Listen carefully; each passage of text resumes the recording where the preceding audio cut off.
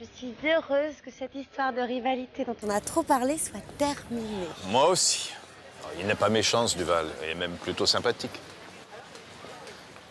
Il ne savait plus quoi faire pour se racheter. Il m'a même promis de me faire une surprise. Oh, il t'en a déjà fait une? Oh, allez, pas de mauvais esprit. Tu as raison. Oh, tu aimes les mélanges de couleurs de ce tableau? Ça me paraît un peu criard. Je ne suis pas tout à fait d'accord. Mais c'est vrai. Je n'aime pas ces grosses taches jaune citron et ces grands coups de pinceau marron. Il y a pourtant de bons peintres dans la région. Dis donc, tu n'aurais pas une idée derrière la tête, par hasard? Oh, j'en ai plus d'une. D'accord. Mais tu pourrais me dire à quoi tu penses? Tu sais le peintre dont je t'ai parlé? Il m'a téléphoné. Lequel? Tu m'as parlé de deux peintres. Celui dont tu trouves la peinture assez difficile à comprendre. Ah, oui. Qu'est-ce qu'il voulait? Oh, il m'a demandé si on pouvait exposer quelques-unes de ses toiles dans la salle du restaurant. Et qu'est-ce que tu lui as répondu? Je lui ai dit que on essaierait d'organiser une petite exposition avec un vernissage auquel assisteraient nos amis et nos clients. Et en plus, on pourrait peut-être utiliser les listes d'invitation du syndicat d'initiative. Mais bien sûr, je voulais t'en parler avant. Bien sûr. Alors, il est prévu pour quand, ce vernissage? Dans 3 semaines? Si tu veux bien.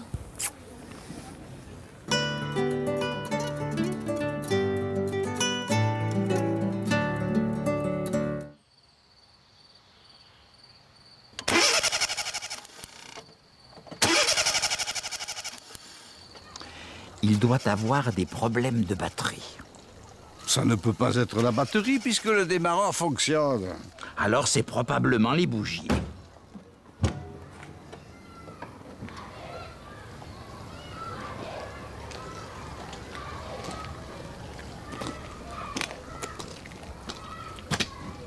Vous avez un problème? On peut vous aider? Je ne sais pas ce qui se passe. Elle marchait bien hier soir. Ça ne serait pas l'arrivée d'essence qui se ferait mal. C'est une chose à laquelle il faut toujours penser. Je ne comprends pas. Je viens de faire réviser ma voiture. C'est comme pour les gens. Un jour, on est en bonne santé, et le lendemain... Arrête, ça ne va pas aider Bernard, tes histoires.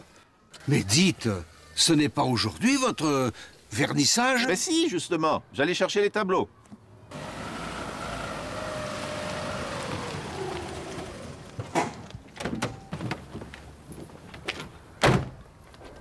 Des problèmes, Bernard?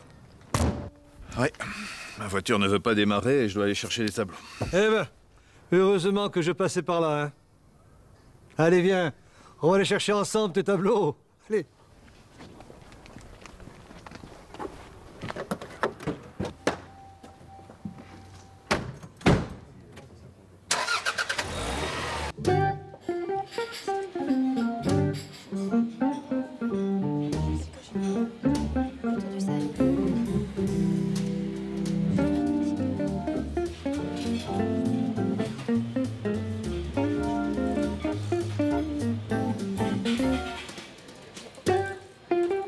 Ce tableau est le premier de ma nouvelle série.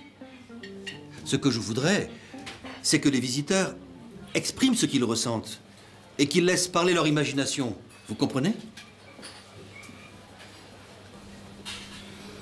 Pour moi, c'est les énormes vagues du Cap Horn quand le soleil se lève et que la lumière se reflète sur l'eau. On dirait un feu d'artifice. C'est ça. C'est tout à fait ça. Cher monsieur, vous avez parfaitement traduit ce que j'ai voulu exprimer.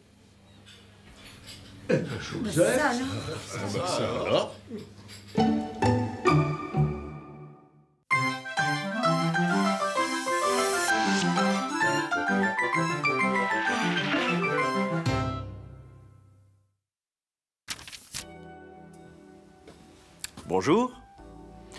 Le thème d'aujourd'hui a un grand intérêt pour les rapports quotidiens. Nous lui donnons ce titre général, la modalisation. Dans nos rapports avec les autres, on ne veut pas toujours apparaître trop direct. On atténue la force de ce qu'on dit. On présente des affirmations comme des suppositions plutôt que des certitudes. On modalise souvent, c'est-à-dire qu'on atténue. Par exemple, Bernard ne dit pas en parlant des tableaux « c'est criard », mais « Ça me paraît un peu criard. »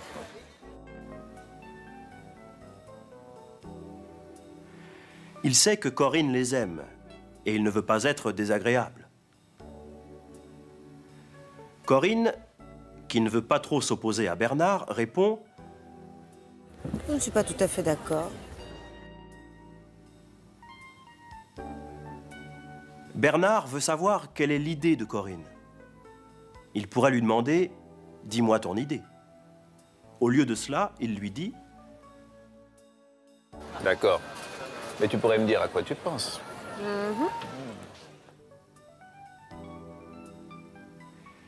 Corinne, elle, n'est pas certaine de pouvoir utiliser les listes d'invitation du syndicat d'initiative.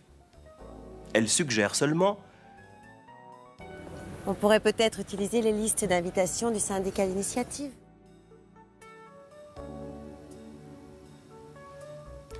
Pour modaliser, on utilise donc plusieurs moyens. Des adverbes, comme peut-être, sans doute, probablement. Alors, c'est probablement les bougies.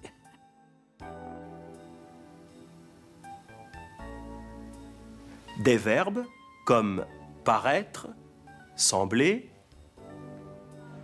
Ça me paraît un peu criard. Enfin, on utilise souvent le conditionnel. Ça ne serait pas l'arrivée d'essence qui se ferait mal?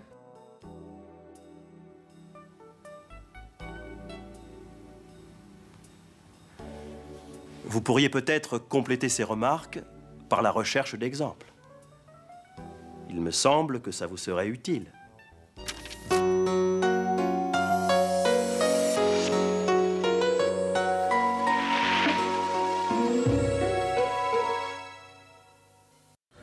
Mais bien sûr, je voulais t'en parler avant. Je ne voulais pas le faire sans t'en parler. Fallait que tu sois d'accord. J'attendais ton avis avant de le faire.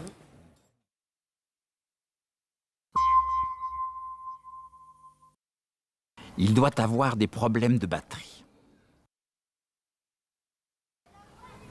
C'est sans doute la batterie. Je pense que c'est à cause de la batterie.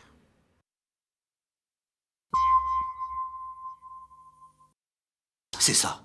C'est tout à fait ça. Vous m'avez très bien compris.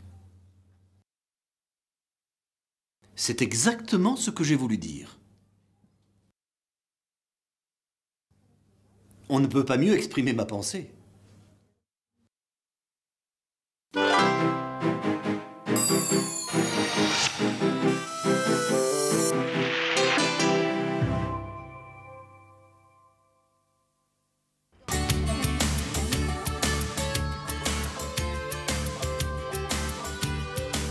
Le tourisme sportif a redonné vie aux Alpes du Nord, qui sont devenues la première région au monde pour la capacité d'accueil des sports d'hiver.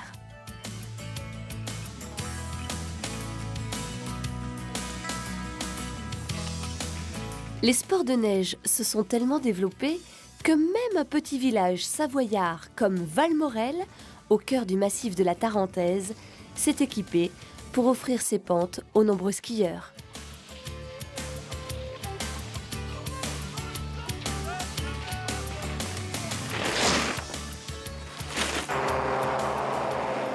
Une autre façon de profiter de cette nature est de la survoler en ULM, une petite aile volante munie de skis pour se poser en douceur sur les champs de neige.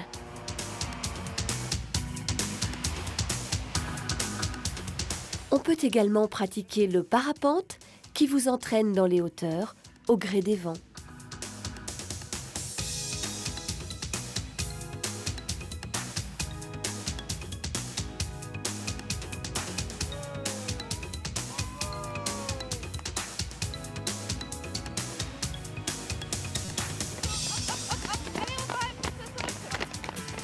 Il n'est jamais trop tôt pour chausser des skis.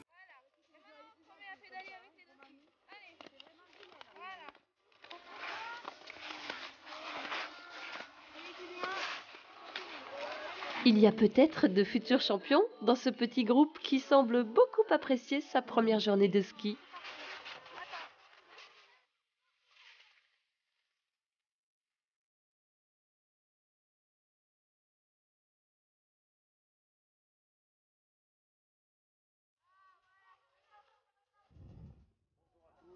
Mais la haute montagne a d'autres visages. En hiver, ce fermier fait visiter sa ferme aux jeunes skieurs. Les journées commencent à 5h30, donc puisqu'avec la traite, on a des horaires à respecter. C'est-à-dire 12 heures de décalage entre deux traites. On traite les vaches 2 fois par jour. Voilà.